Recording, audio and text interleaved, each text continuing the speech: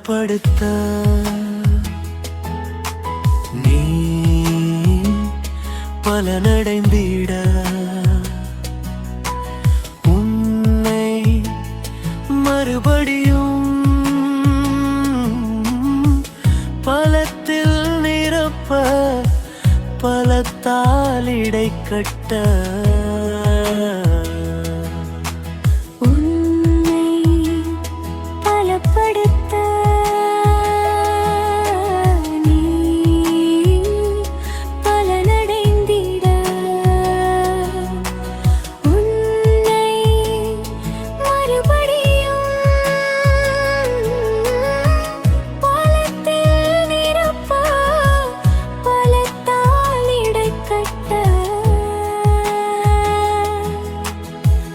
கழுகுகளைப் போல் பலனடைந்து படைந்திட உன்னை மறுபடியும் பலப்படுத்துவேன்.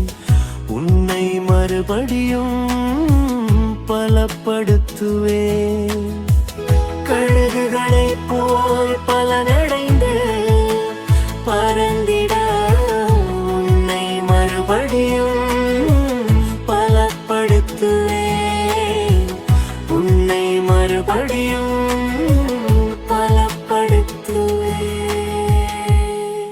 நீங்கள் இன்றைக்கு பலப்படும்படியாய் ஆவியானவர் ஒரு வார்த்தையை உங்களோட பேசுறாரு.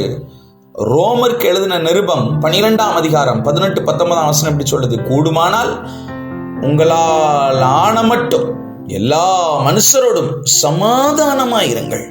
அடுத்த வசனம் சொல்லுது, பிரியமானவர்களே, பழி வாங்குதல் எனக்குரியது, நானே பதில் செய்வேன் என்று கர்த்தர் சொல்லுகிறார். பழி வாங்குதல் யாருக்குரியது? அவருக்குரியது. கூடுமான மட்டும் சமாதானமா இருக்குன்னு சொல்றார். இந்த 40 நாட்கள் முடிவுக்கு வரப்போகுது. ஒரு 5 நாள் தான் இருக்கு, முடிவுக்கு வரப்போகுது. முடிவுக்கு வர்றதுக்குள்ள நம்முடைய சிந்தனையில ஒரு காரியத்தை நம்ம புரிஞ்சுக்கிடணும். நம்ம பழி வாங்குற நோக்கத்தோடு இருக்கோமா இல்லை அப்படின்னு சொல்லி சொன்னா, ஆண்டவர் பார்த்துக்கிட்டு பாருங்க, நான் எதையும் செய்ய மாட்டேங்க, என் கூட போராடுறாங்க, என்னை எப்படியாவது ஓச்சிக்கட்டுன்னு நினைக்கிறாங்க, என்ன பழி வாங்கன்னு நினைக்கிறாங்க, நான் ஒரு காரியத்தை செஞ்சு அது பிடிக்க மாட்டுக்கு, நான் ஒரு சூழ்நிலையை செயல்பட்டால் அது அவங்களுக்கு செட் ஆக மாட்டுக்கு, நான் ஒரு வார்த்தை பேசுனா கோபம் வருது. வேலை பார்க்குற இடத்துலலாம் மேனேஜர்கிட்ட ஏதாவது ஒரு வார்த்தையை நம்ம லேசாக பேசிட்டா பயங்கர டென்ஷன் ஆயிடுவார். நம்மளை பார்த்தாலே சில நேரம் டென்ஷனாக இருப்பாருங்க. அப்படிப்பட்ட சூழ்நிலை நீங்கள் நிறைய பேர் இருக்கிறீங்க. ஆண்டவர் உங்களை பார்த்து சொல்கிறாரு, நீ பழி வாங்கன்னு நினைக்காத சகோதரா சகோதரியே, நீ அவருக்கு விரோதமாக ஏதாவது செய்யணும்னு நினைக்காதீங்க. உங்கள் அண்ணன் உங்க கூட நண்பாக இருந்துட்டு கடைசியில் வம்பளை கொண்டு விட்டு சொத்தெல்லாம் எழுதி வாங்கியிருக்கலாம்.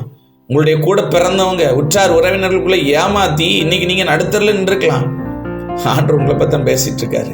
நீங்கள் நினைக்கலாம் பழி வாங்கணும், பழி வாங்கணும், வைராக்கியம், இவளுக்கு முன்னாடி வாழ்ந்து காட்டணுங்க, இவளுக்கு முன்னாடி இப்படி இருக்கணும், இவனுக்கு முன்னாடி இப்படி இருக்கணும், என்னைய பிச்சைக்காரன்னு சொல்லிட்டான், என்னைய ஒண்ணுக்கு இல்லாதவன் சொல்லிட்டான், என்னைய வேஸ்ட்ன்னு சொல்லிட்டான், ஆமா யூஸ்லெஸ் ஃபெல்லோன்னு சொல்லிட்டான், நீ முட்டாள்னு சொல்லிட்டான். இதெல்லாம் மனசுக்குள்ள வச்சுக்கிட்டு பழி வாங்குறதுக்கு எல்லாம் செய்வோம் பாருங்க. பழி வாங்குறதுக்கு நான் சொல்றேன், ஆண்டவர் உங்களுக்கு சொல்றாரு, அவங்க அப்படி செஞ்சுட்டாங்களே, ஏசப்பா என்னைய கைவிட்டுறாதீங்க ஏசப்பா, எனக்கு ஒரு ஆப்பர்ச்சுனிட்டி கொடுங்க, ஆண்டவர்கிட்ட கெஞ்சுங்க. உங்களுக்கு விரோதமாக யாராவது செஞ்சுட்டாங்களா, ஆண்டவர்கிட்ட முழங்கால் போட்டு கெஞ்சி கேளுங்க, ஏசப்பா இப்படிலாம் பேசுகிறாங்க ஏசப்பா, எனக்கு அழுகையாக இருக்குது, எனக்கு அழுகை வருது, அழுக ஆண்டவர்கிட்ட போய். இப்படிலாம் என்னை பார்த்து என் தம்பி பேசிட்டான், என் தங்கச்சி பேசிட்டான், என் அக்கா பேசிட்டா, என் அண்ணன் பேசிட்டான், என் சித்தப்பா பேசிட்டாரு, எங்கள் அப்பா பேசிட்டாங்க, எங்கள் அம்மா பேசிட்டாங்க, சுற்றி இருக்கிறவங்களாம் பேசிட்டாங்க, எனக்கு வேதனையாக இருக்கு, கஷ்டமாக இருக்கு ஏசப்பா, கொஞ்சம் நீங்கள் பாருங்களேன், நான் எந்த தப்பும் செய்யலையே, நான் எந்த தப்பும் செய்யலையே, இனி கொஞ்சம் பாருங்களேன், எல்லாரும் என்னை ஏமாத்திட்டாங்க, நான் நடு ரோட்டில் நிற்கிறேன், கொஞ்சம் நீங்கள் இறங்க மாட்டீங்களா, கொஞ்சம் எனக்காக நீங்க வழக்காட மாட்டீங்களா, எனக்காக ஏதாவது செய்ய மாட்டீங்களா இப்படின்னு போய் கெஞ்சுங்க தேவ சமூகத்துல. பழி வாங்கணும்னு துடிக்காதீங்க.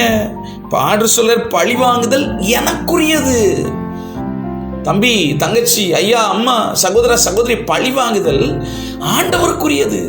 அவருக்கு தெரியும் என்னைக்கு பழி வாங்கணும், என்னைக்கு எதிரிய துரோகிய உனக்கு விரோதமா எழும்பின சத்ருவம் உன் காலுக்கு கீழே எப்போ போடணும்னு அவருக்கு தெரியும். நம்ம உடனே ஜோமனும் உபவாசம் இருந்து அவனை என் காலுக்கு கீழே கொண்டு வாங்கன்றவரே, அவளை ஒன்றும் இல்லாமல் ஆக்கிருங்க, அழிச்சிருங்க, பிடுங்கி எரிஞ்சு போட்டுருங்க.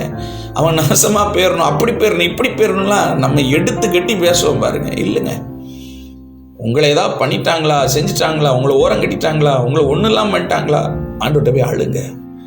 நியாயம் செய்ய மாட்டீங்களான்னு கேளுங்க. நீங்கள் நியாயம் செய்ய மாட்டீங்களா? நீங்கள் தானே நியாயாதிபதி. நீதியை வெளிச்சத்தை போலவும் நியாயத்தை பட்டப்பகல் போலவும் மாற்றுவேன்னு சொன்னீங்களே, செய்யுங்களேன், கொஞ்சம் எனக்காக செய்யுங்களேன். கேட்டு பாருங்க சகோதர சகோதரிய. ஏசப்பா சொல்றார், நான் உனக்கு நியாயம் செய்வேன். நீங்க இன்னைக்கு பலப்படும்படியாய் பழி வாங்குற வேலையை நீங்க செய்யாதீங்கன்னு ஆண்டு உங்களை பத்தி சொல்றார். தொடர்ந்து நாளை தினமும் இதே போல இன்னொரு மகிமையின் வார்த்தையை பலப்படுவதற்கு ஆண்டு உங்களோடு பேச விரும்புகிறார். தொடர்ந்து கேளுங்க. கர்த்தர் உங்களை ஆசீர்வதிப்பார். God bless you.